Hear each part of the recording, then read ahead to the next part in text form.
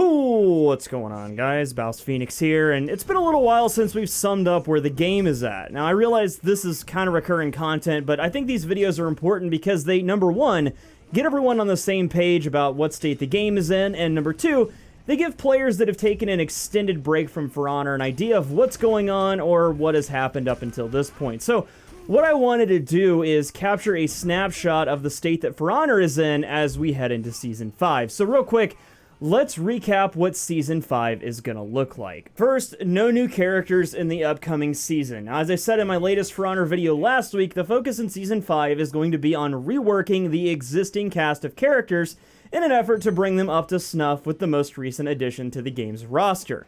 Next, they'll be working on getting dedicated servers out in an effort to strengthen the infrastructure that the game runs on.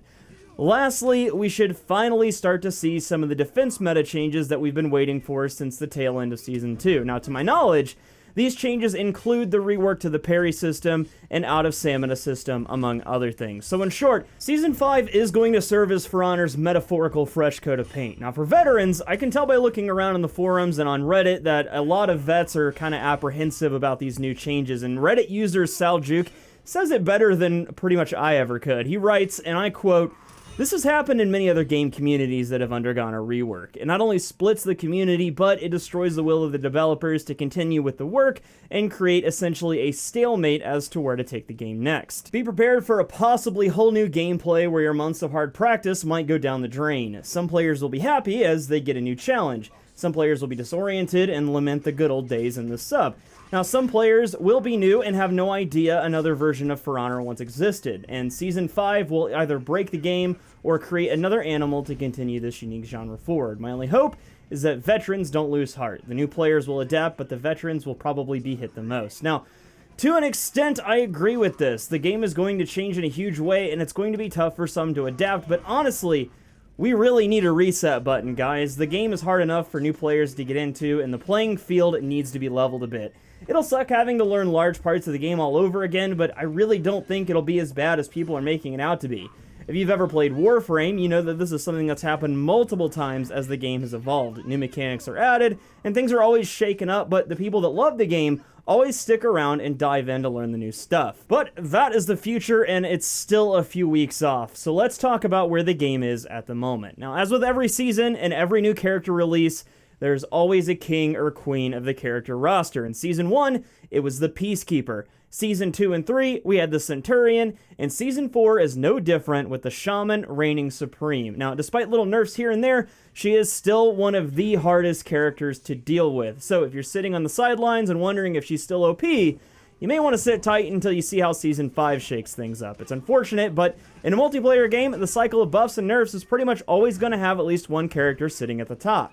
Now, as for the bottom of the pile, it has pretty much always been Kinsei, with Highlander being a close second, but it's time for the Samurai Dad to step aside, as with the last patch, Conqueror has lost his superior block buff, which is an essential tool in his kit, and according to Conk mains, he is pretty much now unplayable. Now, this is one of those things that slipped through in the patch. It wasn't intentional, and it was intended to be part of his rework, but with Season 5 so close, it's doubtful that it'll be fixed until the next title update. So if you're a Conk main, hang tight and hold on, and I will pray for you. But gameplay-wise, the connectivity issues are still all too present. A year's worth of connectivity updates and improvements to the peer-to-peer matchmaking system seem to have had little effect, as matches are still largely unstable and oftentimes frustrating to get through. But thankfully, if the dedicated server tests they ran a few months ago are any indication as to what they'll be like on release and what the game is going to be like, it'll feel like playing a brand new game.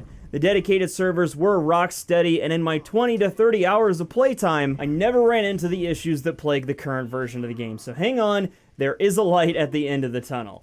Fighting mechanics-wise, though, a lot of the soft fainting, unlock tech, and flicker bugs have been cleaned up, and the game feels a lot less exploitable since launch. I've been running into this stuff a lot less frequently since they've been cleaning a lot of it up. But in terms of playable content, the devs have done a pretty stellar job of providing us with a steady stream of new limited-time game modes, seasonal events, character cosmetics, and community goals with rewards.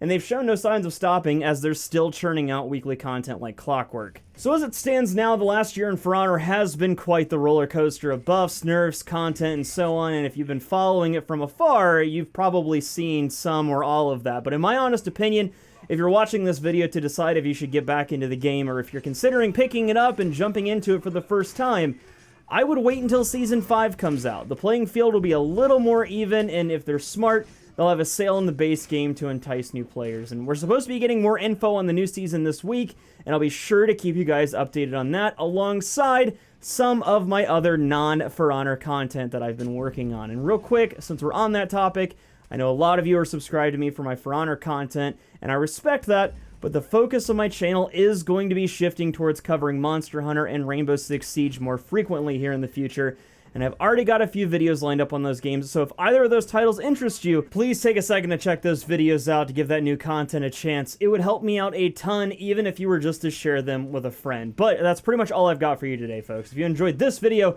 leave a like down below, and if you're new here, get subscribed to the channel for more For Honor, Monster Hunter, and Rainbow Six Siege coverage. Until next time, though, I'm BouseFeenux. I'll see you at the next one, and as always, thank you so much for watching.